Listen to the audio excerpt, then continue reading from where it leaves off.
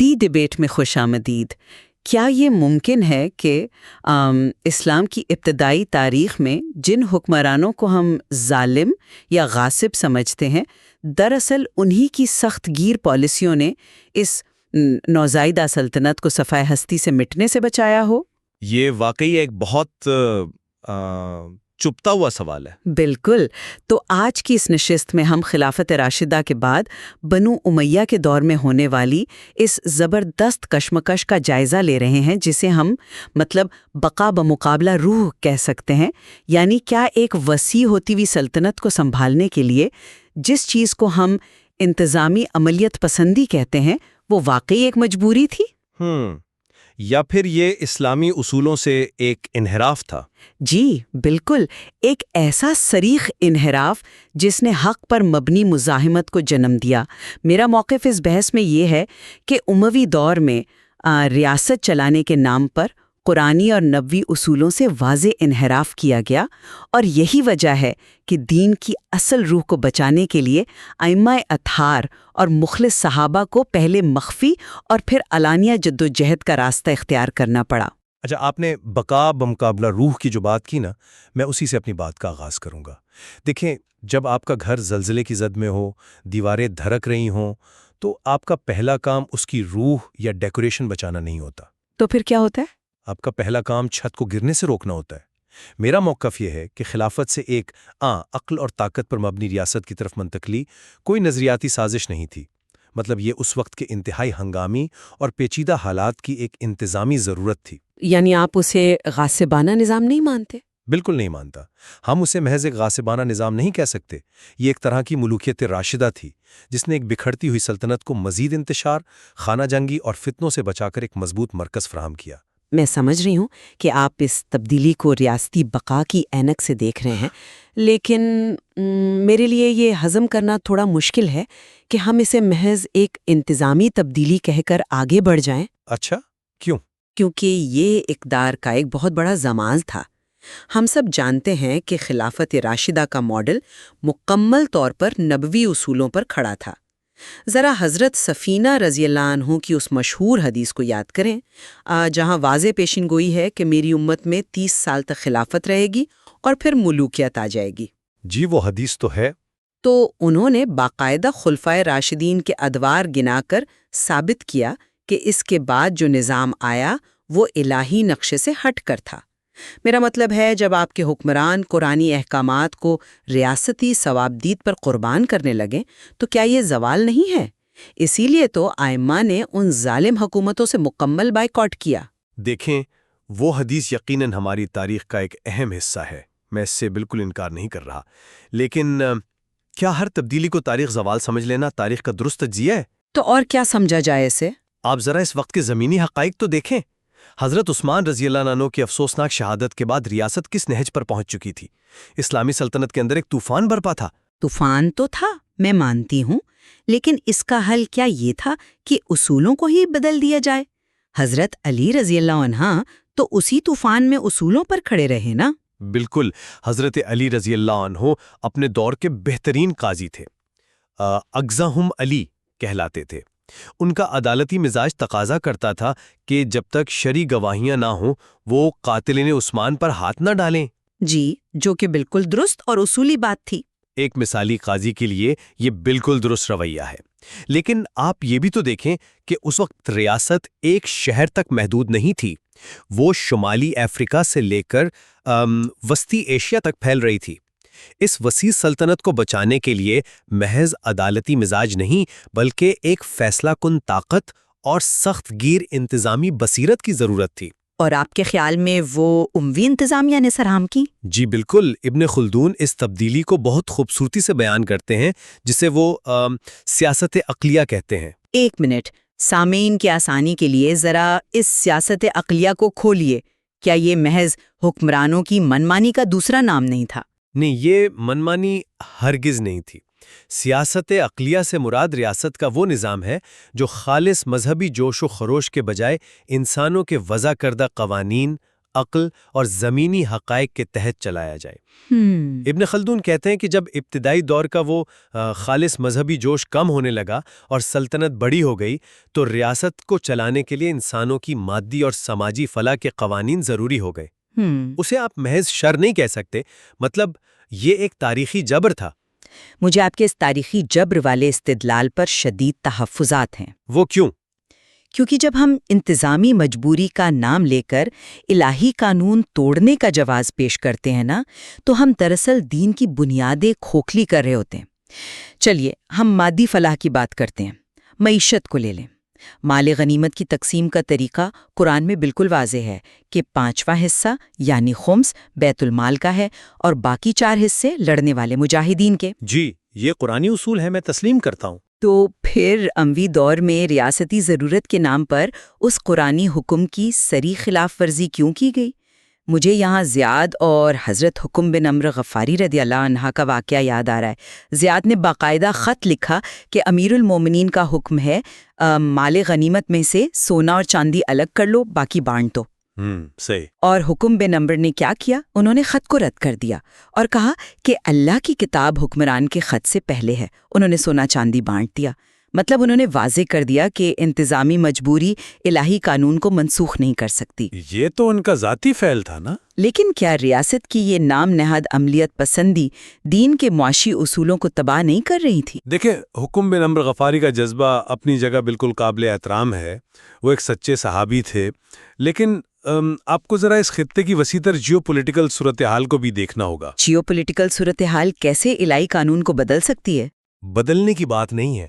آپ جس واقعے کا ذکر کر رہی ہیں، اس وقت اسلامی ریاست کی سرحدیں روم جیسی عظیم عالمی طاقتوں سے ٹکرا رہی تھیں۔ تو کیا رومن امپائر سے لڑنے کے لیے آپ اپنے ہی مجاہدین کا حق ماریں گے؟ بات حق مارنے کی نہیں ہے، وسائل کو سینٹرلائز کرنے کی ہے۔ اتنی بڑی امپائر کو چلانا، لاکھوں کی فوج کو منظم کرنا، ان کی تنخواہیں اور مستقل دفاعی اخراجات، یہ سب مقامی سطح پر وسائل بانٹ کر نہیں ہو سکتا۔ لیکن شریعت… ایک منٹ، مجھے بات مکمل کرنے دیں۔ اگر سارا مال غنیمت سونا چاندی سرحدی علاقوں میں ہی تقسیم ہو جاتا تو دمشق میں بیٹھی مرکزی حکومت اپنا خزانہ کیسے بھرتی؟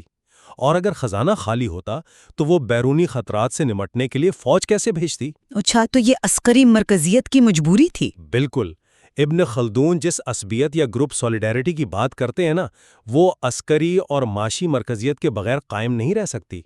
حکمران اسے دین کی تباہی نہیں بلکہ ریاست کے دفاع کے لیے ایک ناگزیر معاشی پالیسی کے طور پر دیکھ رہے تھے۔ ٹھیک ہے، لیکن اس دفعہ کی قیمت کیا چکانی پڑی؟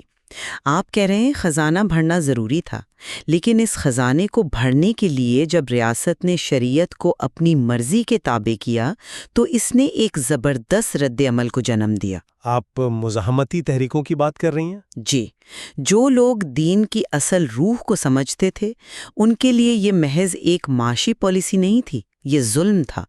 اور چونکہ ریاست آپ کے بقول بہت طاقتور ہو چکی تھی، اس لیے ائمہ طہارہ نے براہ راست جنگ کے بجائے ایک انتہائی منظم مخفی جدوجہد شروع کی۔ مخفی جدوجہد سے آپ کی مراد خاموش مزاحمت ہے؟ بالکل، جسے ہم سول نافرمانی یا عدم تعاون کہہ سکتے ہیں۔ میں آپ کو اس کی طریقہ کار کی ایک شاندار مثال دیتی ہوں۔ صفوان جمال اور امام موسیٰ کاظم علیہ السلام کا واقعہ۔ وہ اونٹوں والا واقعہ؟ جی، صفوان کا اونٹ کرائے پر دینے کا بہت بڑا کاروبار تھا۔ ہارون اور رشید نے حج پر جانا تھا تو اس کے کارندوں نے صفوان سے اونٹ کرائے پر لیے۔ اب دیکھیے، یہ کوئی جنگ کا سفر نہیں تھا، حج کا مقدس سفر تھا۔ صحیح۔ لیکن جب امام کو اس کا علم ہوا تو انہوں نے صفوان کو سختی سے منع کیا۔ جی، اور صفوان نے اپنے سارے اونٹ بیچ دیے تھے۔ سوچئے ذرا، صفوان نے پورا بزنس ختم کر دیا۔ کیوں؟ کیونکہ اس دور میں ریاست کے ساتھ ایک عام کاروباری معاہدہ بھی اس بات کی علامت تھا کہ آپ ان کے نظام کو جائز مان رہے ہیں، لیجیٹمیٹ مان رہے ہیں۔ امام نے یہیں بریک لگائی۔ انہوں نے واضح کیا کہ جس ریاست کی بنیاد قرآنی احکامات کو توڑنے پر کھڑی ہے، اسے ایک اونٹ دے کر بھی قانونی جواز فراہم نہیں کیا جا سکتا۔ یہ وہ مخفی جدوجہد تھی جس نے عوام کے ذہنوں میں ریاست کے غیر آئینی ہونے کا بیانیہ زندہ رکھا۔ یہ واقعہ واقعی اس بات کی عکاسی کرتا ہے کہ ائمہ کے ہاں نظریاتی دوری کتنی شدید تھی۔ آپ نے یہ بہت اچھی بات کی کہ اس زمانے میں کاروبار دراصل ریاست کو تسلیم کرنے کا ایک طریقہ تھا. میں اس بات سے بالکل اتفاق کرتا ہوں. لیکن جی اگر آپ مجھے اجازت دیں تو میں اسی پہلو سے ایک بالکل مختلف نتیجہ نکالنا چاہتا ہوں. جی ضرور. آپ اسے مخفی جدوجہد کہہ رہی ہیں. ذرا ایک قدم پیچھے جائیے. امیر معاویہ کے 10 سالہ دور حکومت کو دیکھیں. اس پورے عرصے میں امام حسین علیہ السلام جو اس وقت ریاست کے سب سے بڑے نظریاتی مخالف تھے، انہوں نے مکمل خاموشی اختیار کی. خاموشی اختیار کی؟ جی. کوئی علانیہ بغاوت نہیں کی، کوئی فوج کھڑی نہیں کی. تو کیا وہ خاموشی ریاست سے رضامندی تھی؟ نہیں، میں رضامندی نہیں کہہ رہا. میں یہ کہہ رہا ہوں کہ یہ خاموشی اس بات کا سب سے بڑا ثبوت ہے کہ اموی ریاستی نظام اس قدر مستحکم، منظم اور مضبوط تھا کہ مدینے میں بیٹھے سب سے بڑے نظریاتی مخالف کو بھی اس کے انتظامی غلبے کا عملی اعتراف کرنا پڑا. عملی اعتراف؟ جی، اگر امام سمجھتے کہ بغاوت سے ریاست گرائی جا سکتی ہے تو وہ ضرور ایسا کرتے. لیکن اگر بقول آپ کے علانیہ ٹکراؤ کا نتیجہ صرف اپنی طاقت کی بربادی تھا تو اس کا سیدھا سا مطلب ہے کہ ریاست اپنا نظم و نسق کامیابی سے چلا رہی تھی. ایک سیکنڈ رکیے. آپ یہ کہہ رہے ہیں کہ آئمہ کی خاموشی دراصل بنو امیہ کے انتظامی ماڈل کی کامیابی کی دلیل ہے؟ مطلب یہ تو بہت ہی عجیب زاویہ ہے. عجیب نہیں ہے، یہ ایک حقیقت ہے. یہ خاموشی محض کوئی روحانی مصلحت نہیں تھی. یہ ایک جیو پولیٹیکل حقیقت کا اعتراف تھا کہ ریاست اپنی رٹ قائم کر چکی ہے. اس وقت اس نظام کو چھیڑنے کا مطلب امت کو دوبارہ اسی خانہ جنگی میں دھکیلنا تھا جو حضرت عثمان کی شہادت کے بعد شروع ہوئی تھی. ریاست اپنا کام کر رہی تھی، امن قائم تھا، سرحدیں محفوظ تھیں. امن قائم تھا؟ میں حیران ہوں کہ آپ اس خاموشی کو استحکام سمجھ رہے ہیں. میں پوچھنا چاہوں گی کہ جس ریاستی استحکام کی آپ اتنی تعریف کر رہے ہیں نا، اس کا میکانزم کیا تھا؟ میکانزم؟ وہ استحکام عوام کی رضامندی پر نہیں بلکہ خوف، جبر اور ایک انتہائی وسیع پروپیگنڈا مشینری پر کھڑا تھا. پروپیگنڈا مشینری سے آپ کی کیا مراد ہے؟ میرا مطلب ہے ممبروں کا استعمال، احادیث کو اپنے حق میں وضع کرنا، اور سب سے بڑھ کر یہ کہ جب مخفی جدوجہد کا دائرہ تنگ ہو گیا تو پھر کیا ہوا؟ وہ کون سا نقطہ تھا جہاں یہ نام نہاد استحکام برداشت سے باہر ہو گیا؟ یزید کی نامزدگی. آپ اسے سیاست اخلیہ کا نام دیتے رہیں، لیکن جب خلافت کو باقاعدہ وراثت بنا کر ایک فاسق شخص کے حوالے کیا گیا اور مدینہ میں مروان بن حکم نے امام حسین علیہ السلام سے بیعت کا مطالبہ کیا تو امام کا جواب کیا تھا؟ وہ تاریخ کا ایک بہت تلخ موڑ تھا. تلخ نہیں، وہ اس انتظامی عملیت پسندی کا اصل چہرہ تھا. امام نے فرمایا انا للہ و انا الیہ راجعون. اگر امت کی رہبری یزید جیسے شخص کے ہاتھوں میں ہو تو اسلام پر فاتحہ پڑھ لینا چاہیے. ذرا اس جملے کی گہرائی دیکھیں. جی، الفاظ بہت سخت ہیں. امام یہ نہیں کہہ رہے ہیں کہ یزید کی پالیسیاں خراب ہیں، وہ کہہ رہے ہیں کہ دین ختم ہو جائے گا. مطلب یہ کوئی جغرافیائی یا انتظامی مجبوری نہیں تھی جس کے خلاف امام کھڑے ہوئے تھے. یہ دین کی روح کو، اس کے وجود کو مٹانے کی کوشش تھی. صحیح. اور اس مقام پر آ کر مخفی جدوجہد ختم ہو گئی کیونکہ اب خاموشی کفر کی حد میں داخل ہو رہی تھی. اسی لیے امام حسین نے وہ عظیم قربانی دی جس نے تاریخ کا رخ موڑ دیا.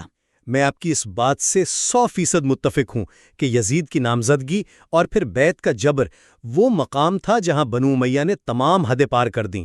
یزید کا برسر اقتدار آنا یقیناً اس سیاست عقلیہ کا تاریک ترین پہلو تھا. بالکل. اور امام حسین کا علانیہ قیام ان حالات میں بالکل درست اور اصولی فیصلہ تھا. میں اس کا دفاع نہیں کر رہا، لیکن کیا؟ لیکن ہم پوری اموی تاریخ کو صرف یزید کے واقعے کی عینک سے نہیں دیکھ سکتے. آپ نے پروپیگنڈا مشینری کا ذکر کیا، میں اسے ریاست سازی کا ٹول کہتا ہوں. اموی دور میں عربی ادب، خطابت اور شاعری کا بے پناہ عروج ہوا. جریر، فرزدق اور اختل جیسے شاعر درباروں کی زینت تھے. آپ کو کیا لگتا ہے یہ سب محض جھوٹ بولنے کے لیے تھا؟ تو اور کیا تھا؟ یہ ریاست کا بیانیہ بنانے کے لیے خریدے گئے لوگ تھے. بات خریدنے کی نہیں ہے. 7ویں صدی کے عرب معاشرے میں شاعری آج کے دور کا ماس میڈیا تھا. وہ آج کے دور کا ٹویٹر اور ٹیلی ویژن تھی. اس وقت معاشرہ بے پناہ قبائلی تعصبات اور عصبیتوں میں بکھرا ہوا تھا. ریاست کو ان قبائل کو جوڑنے کے لیے ایک بیانیے کی ضرورت تھی. یہ شعراء وہ بیانیہ بناتے تھے. لیکن وہ بیانیہ سچ پر تو مبنی نہیں تھا نا؟ اب دلچسپ بات دیکھیں، اختل ایک عیسائی شاعر تھا جو اموی دربار سے منسلک تھا۔ یہ اس بات کی نشاندہی کرتا ہے کہ ریاست اب خالص مذہبی خول سے نکل کر ایک سیکولر ایمپائر بن رہی تھی۔ وہ مختلف مذاہب اور قبائل کو ایک چھتری تلے لا رہے تھے۔ یزید سے پہلے کا جو تنظیمی ڈھانچہ اور بیانیہ تشکیل دیا گیا، وہ اس بکھرے ہوئے معاشرے کو ایک لڑی میں پرونے کے لیے بہت ضروری تھا۔ آپ جس چیز کو معاشرے کو جوڑنے کا ماس میڈیا کہہ رہے ہیں نا، میں اسے حقائق مسخ کرنے کا ہتھیار سمجھتی ہوں۔ ممبروں پر بیٹھ کر جو کچھ مخالفین کے خلاف کہا جاتا رہا، کیا وہ امت کو جوڑنے کے لیے تھا؟ نہیں، وہ صرف ایک مخصوص خاندان کی سیاسی گرفت مضبوط کرنے کے لیے تھا۔ مگر اس نے ریاست کے جغرافیے کو تو بچایا نا۔ یہیں پر آ کر ہم اس گفتگو کے سب سے اہم موڑ پر کھڑے ہیں۔ آپ کا سارا زور اس بات پر ہے کہ ریاست کا جغرافیہ، اس کا ڈھانچہ اور اس کی معیشت بچ گئی، لیکن میری نظر میں اس پورے دور کا سبق یہ ہے کہ خالص اسلامی اقدار اور نبوی ماڈل پر کوئی سمجھوتا نہیں کیا جا سکتا۔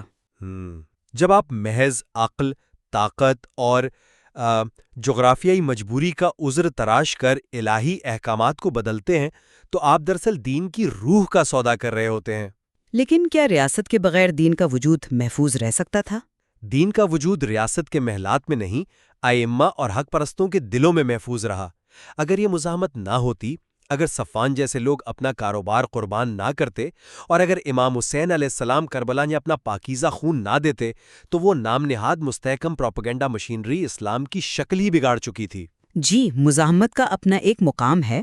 اگر وہ سب اس انتظامی عملیت پسندی کے سامنے جھک جاتے تو آج اسلام صرف روم یا فارس کی طرح ایک گزری ہوئی تاریخی سلطنت کا نام ہوتا۔ یہ جو آج ایک روحانی اور آفاقی پیغام ہے، یہ ان اصولی مزاحمتوں کا نتیجہ ہے۔ دیکھیں، میں آپ کے اس نظریاتی اور اخلاقی زاویے کی اہمیت سے بالکل انکار نہیں کرتا، یہ بہت مضبوط موقف ہے، لیکن میں اس بحث کو سمیٹتے ہوئے یہی کہوں گا کہ تاریخ، بالخصوص سیاسی تاریخ کو ہم صرف سیاہ اور سفید یا اچھے اور برے کے خانوں میں تقسیم کر کے نہیں سمجھ سکتے۔ تو آپ کے نزدیک گرے ایریا کیا ہے؟ گرے ایریا یہ ہے کہ خلافت راشدہ کا دور انسانی تاریخ کا ایک معجزہ تھا، جہاں بے پناہ تقویٰ اور بے پناہ طاقت ایک ہی مرکز میں جمع ہو گئے۔ لیکن معجزے مستقل نظام نہیں ہوتے۔ اس کے بعد جس ابن خلدون کی سیاست عقلیہ کا دور آیا، وہ ایک کڑوی لیکن تاریخی ضرورت تھی۔ آپ اسے ضرورت ہی کہیں گے؟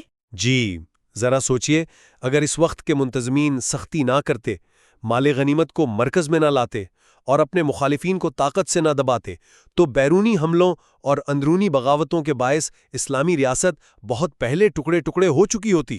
تو آپ کے خیال میں دونوں چیزیں ضروری تھیں؟ بالکل۔ انتظامیہ کی ان سختیوں اور عملیت پسندی نے سلطنت کے جغرافیے اور اس کے وجود کو بچایا، اور دوسری طرف اہل بیت اور حق پرست صحابہ کی اصولی مزاحمت نے اخلاقی حدود کا تعین کیا۔ ان مزاحمتوں نے ریاست پر ایک چیک اینڈ بیلنس رکھا تاکہ اقتدار کا یہ کھیل مذہب کو مکمل طور پر نہ نگل لے۔ یہ دونوں قوتیں ایک دوسرے کی ضد لگتی ہیں، لیکن در حقیقت ان دونوں نے مل کر اس تاریخ کو تشکیل دیا۔ ایک نے جسم کو بچایا اور دوسرے نے روح کو۔ ایک نے جسم کو بچایا اور دوسرے نے روح کو۔ آپ کا یہ تجزیہ واقعی سوچنے پر مجبور کر دیتا ہے۔ سامعین، آج کی ہماری اس تفصیلی گفتگو سے یہ بات بالکل واضح ہو کر سامنے آتی ہے کہ تاریخ کے اس نازک دور کو کسی ایک سیدھی لکیر سے نہیں ماپا جا سکتا۔ جی بالکل۔ کے لیے کی جانے والی اصولی مزاحمت، ان دونوں کے اس پیچیدہ توازن کو سمجھے بغیر ہم تاریخ اسلام کے اس اہم ترین دور کا مکمل ادراک نہیں کر سکتے۔ اور میں سمجھتا ہوں کہ یہی تاریخ کا حسن ہے کہ وہ ہمیں مجبور کرتی ہے کہ ہم چیزوں کی گہرائی میں اتریں، میکانزم کو سمجھیں اور صرف سطح پر موجود حقائق پر اکتفا نہ کریں۔ بالکل درست۔ ہم نے آج جن تاریخی شواہد، معاشی فیصلوں اور مزاحمتی تحریکوں کا جائزہ لیا، وہ ہمیں دعوت دیتے ہیں کہ ہم اس دور کا مزید گہرائی سے مطالعہ کریں۔ ہم یہ فیصلہ آپ پر چھوڑتے ہیں کہ آپ ان حقائق کی روشنی میں خود نتیجہ اخذ کریں کہ تاریخ کے سفر میں عملیت پسندی زیادہ بھاری تھی یا اصولی مزاحمت۔ آپ سن رہے تھے دی ڈیبیٹ۔